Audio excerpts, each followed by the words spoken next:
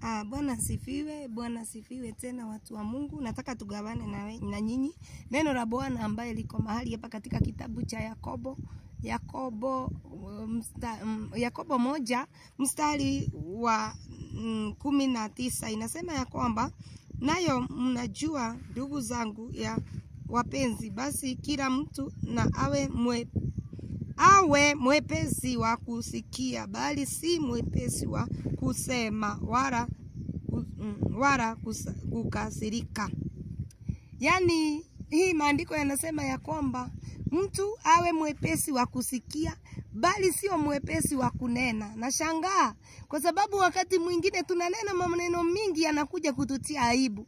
Siku zingine yanakuja kututia aibu. Maana umenena hata hukutaka kusikiliza. Bwana asifiwe. Maandiko yanasema ya kwamba tusiwe wepesi wa kuongea, bali wa kusikiza. Hata tusiwe wa kukasirika. Tusiwe wa kukasirika. Bwana asifiwe. Wala kukasirika, baka kukasirika. Usikimbiage kukasirika. Ati sasa umekasirika, umekuja umesimama mbele ya kamera, umetukanana, unashanga, unajisahau hata wewe ni mchungaji. Unajisahau hata wewe ni Mkristo. Unajisahau hata umeokoka kwa sababu ati umekasirika. Bwana asifiwe. Tusiwe wepesi wa kuongea. Kama ni kuongea, kama mdomo yako lazima iongee, imba. Kama wewe lazima hii mdomo yako ikuwe busy, hubiri. Bwana asifiwe. Elimisha watu, lakini sio kuongea mambo mingi yenye haina maana. Bwana asifiwe. Ninataka tugawane na hili neno, manake limetia watu wengi aibu, limefanya watu wengi, yani unakuta mtu tulimjua yeye akiwa mchungaji, tulijua yeye akiwa muibaji wa injili, lakini vitu ambaye anaongea zinatuzusha moyo. Zinafanya sasa tusiwe na imani tena na yeye. Tusikuwe na imani tena na yeye. Tusikuwe na imani na Mungu wake kwa sababu ya kinywa. Chunga kinywa chako. Bwana asifiwe.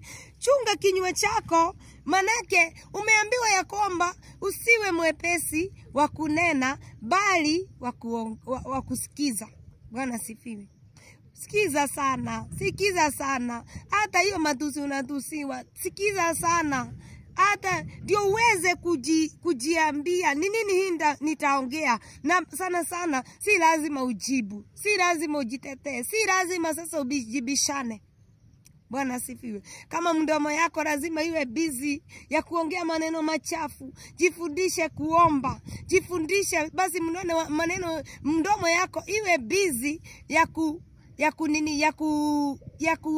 yani iwe busy ya kuomba. Bwana asifiwe.